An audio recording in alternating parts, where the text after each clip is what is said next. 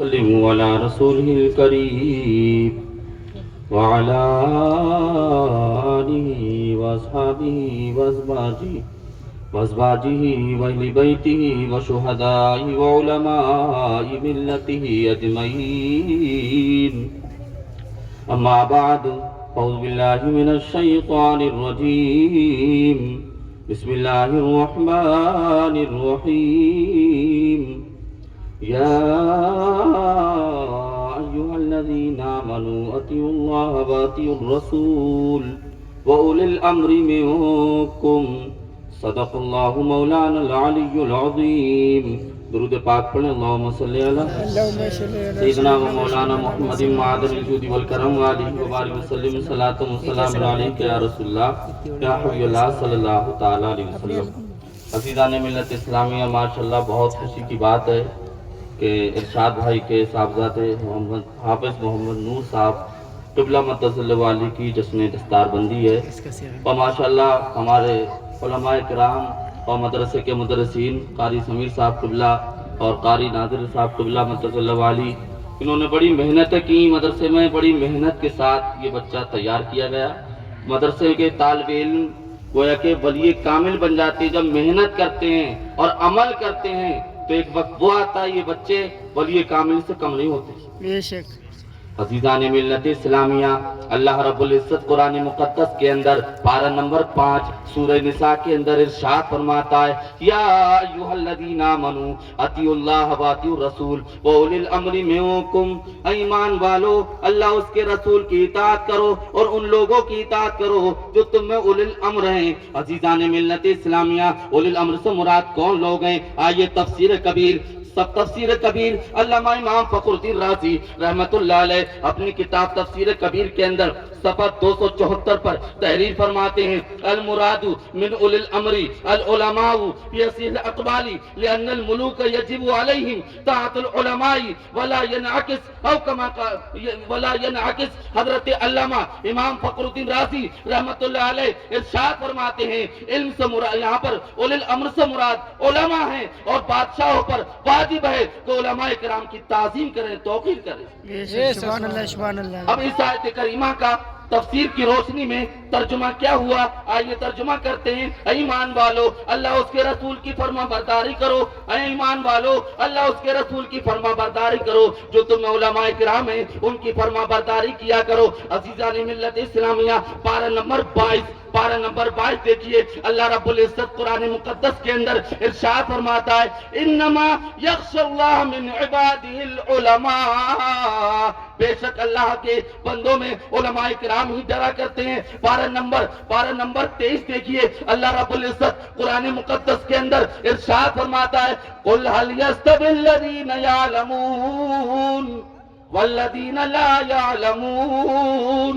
ایمان والو، اے محبوب آپ کہہ دیجئے علم والے اور بے علم برابر نہیں ہیں. عزیزان ملت اسلامیہ، پارہ نمبر 28 سورہ مجادلہ دیکھیے، اللہ پاک قرآن مقدس کے اندر ارشاد فرماتا ہے، یرفع اللہ الذین آمنوا منکم والذین اوتوا العلم درجات. سبحان اللہ سبحان اللہ. اللہ پاک ایمان والوں کے درجات کو بلند فرمائے گا، خاص کر ان علماء دین کے درجات کو بلند فرمائے گا. عزیزان ملت اسلامیہ، حدیث پاک دیکھیے، سنن ابن ماجہ کی حدیث پاک، من سلک طریقا یطلب فی علما سلک اللہ طریقا من طرق الجنہ. سبحان اللہ. وَإِنَّ الْمَلَائِكَةَ لَتَضَعُ أَجْنِحَتَهَا لِطَالِبِ الْعِلْمِ. یہ حدیث دیکھی سنن ابن ماجہ میں موجود ہے. حدیث پاک سرکار صلی اللہ علیہ وسلم نے ارشاد فرمایا، جو انسان علم دین کے لیے سفر کرتا ہے، راستے طے کرتا ہے، تو اللہ پاک اس انسان کو جنت کے راستوں پر چلاتا ہے. عزیزان ملت اسلامیہ، اور طالب علم کی خوشی کے لیے فرشتے اپنے پروں کو بچھا دیا کرتے ہیں. حدیث پاک دیکھیے، کنز العمال جن نمبر 10 کی دیکھیے حدیث پاک، سرکار صلی اللہ علیہ وسلم نے ارشاد فرمایا، لِكُلِّ شَيْءٍ طریق و طریق الجنت العلم، ہر چیز کا ایک راستہ ہے، جنت کا راستہ علم دین ہے۔ حدیث پاک یہ کنز الامال جلد نمبر 10 کی چل رہی ہیں۔ حدیث پاک علیکم بالعلم فإن العلم خلیل المومن، علم کو لازم پکڑ لو، اس لیے کہ علم مومن کا گہرا دوست ہے۔ عزیزان ملت اسلامیہ، حدیث پاک صحیح مسلم شریف اور مشکات شریف صفحہ 32 کتاب العلم کی حدیث پاک، اذا مات الانسان انقطع عنہ عملہ الا من ثلاثۃ، الا من صدقۃ جاریۃ او علم ينتفع به او ولد صالح يدعو له، رواه مسلم او كما قال رسول اللہ صلی اللہ علیہ وسلم۔ یہ حدیث پاک سرکار صلی اللہ علیہ وسلم نے ارشاد فرمایا، جب انسان دنیا سے چلا جاتا ہے، انتقال کر جاتا ہے، تو اس کے عمل ختم ہو جاتے ہیں، مگر 3 اعمال کا ثواب جاری رہتا ہے، صدقہ جاریہ، علم اور نیک اولاد۔ یہ وہ چیزیں ہیں، انسان چلا جاتا ہے، علم دین چھوڑ گیا، یعنی نیک شاگردوں کو چھوڑ گیا، کتابیں تصنیف کر گیا، وہ انسان چلا گیا۔ جب تک کتابیں تصنیف رہیں گی، نیک شاگرد اس کے نیک شاگرد یعنی یہاں تک کہ نیک شاگرد علم دین دوسروں تک پہنچاتے رہیں گے، مرنے والے کو ثواب ملتا رہے گا۔ بے شک سبحان اللہ۔ حدیث پاک العلم میراثی و میراث الانبیاء قبلی، حدیث پاک سرکار صلی اللہ علیہ وسلم نے ارشاد فرمایا، علم میری میراث ہے اور مجھ سے پہلے انبیاء کرام کی میراث ہے۔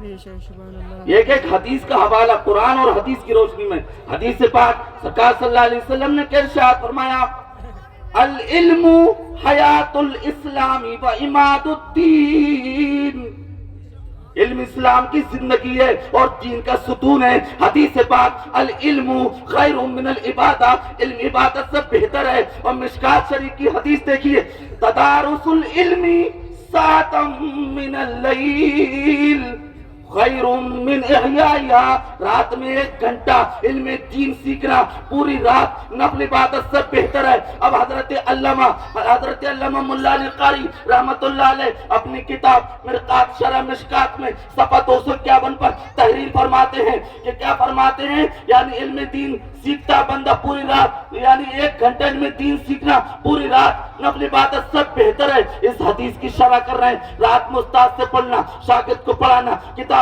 تصریف کرنا اور ان کا مطالعہ کرنا پوری رات نفل عبادت سے بہتر ہے۔ بے شک سبحان اللہ۔ حدیث پاک دیکھیے، سرکار صلی اللہ علیہ وسلم نے کیا ارشاد فرمایا،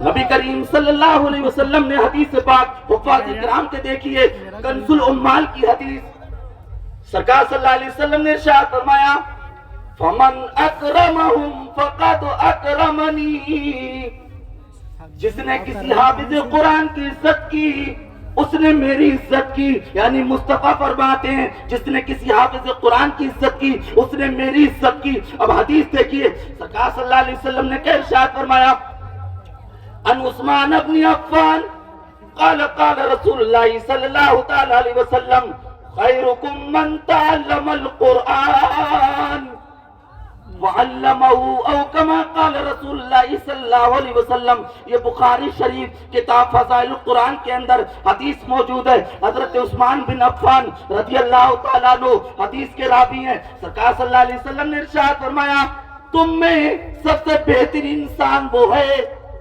جو قرآن پاک پڑھتا ہے اور پڑھاتا ہے، قرآن پاک سیکھتا ہے اور دوسروں کو سکھاتا ہے، قرآن پاک سنتا ہے دوسروں کو سناتا ہے۔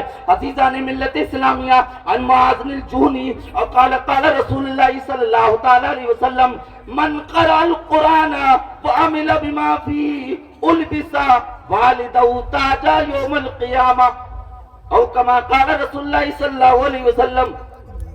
سرکار صلی اللہ علیہ وسلم نے ارشاد فرمایا، کیا ارشاد فرمایا، جو انسان قرآن پاک پڑھتا ہے اور اس پر عمل کرتا ہے اور قرآن پاک اس نے یاد کیا، حافظ قرآن بن گیا، کل بروز قیامت اس کے ماں باپ کو ایسا تاج پہنایا جائے گا جس کی روشنی تم سمجھ سکتے ہو۔ اگر سورج کو سمجھ لو، سورج جب تمہارے گھروں میں قریب آ گیا، اس سے شاندار تاج تمہارے ماں باپ کو پہنایا جائے گا۔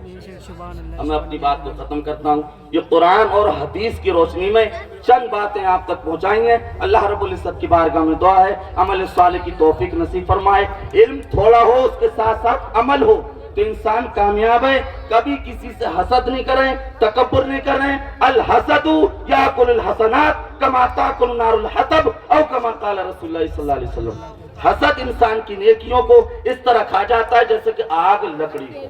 کبھی کسی کا مرتبہ مقام گھٹانے کی کوشش نہیں کریں. اللہ رب العزت جس کو بڑھاتا ہے اس کو کوئی گھٹا نہیں سکتا, اور جس کو گھٹا دے کوئی بڑھا نہیں سکتا.